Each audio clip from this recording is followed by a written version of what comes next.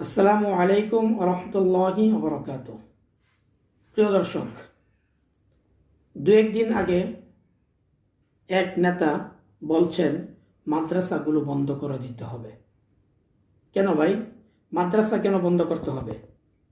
কারণ মাদ্রাসার হুজুরা নাকি বলৎকার করে, স্কুল কলেজে হারা কি করে? এরা কিচ্ছু করে না। সবচেয়ে বেশি জরিপ করে দেখেন, সবচেয়ে বেশি বলৎকার হচ্ছে স্কুল কলেজের মধ্যে, ভার্সিটিগুলোর মধ্যে। শুধু মাদ্রাসার নাম কেন আসবে? এবং মাদ্রাসার শিক্ষকরা নাকি, মাদ্রাসার হুজুররা নাকি মেয়েদেরকে র্যাপ করে।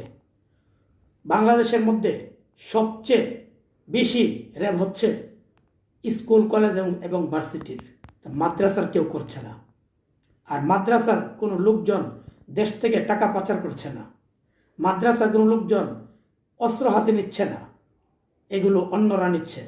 অতএব মাদ্রাসা বন্ধ করার জন্য দাবি করলেন, কিভাবে? এটা কি সম্ভব? আছে একটি কারণ, মাদ্রাসা বন্ধ করতে পারলে তো আর হুজুর জন্ম নেবে না। আর হুজুর যেহেতু জন্ম নেবে না, তাহলে তো আপনাদের কাজ আপনারা খুব ভালোভাবে করতে পারবেন ইনশাল্লাহ। এগুলো আপনাদের আশা কখনো সম্ভব হবে না। অতএব মাদ্রাসার পিছনে লাগেন না। আসসালামু আলাইকুম রহমতুল্লাহ।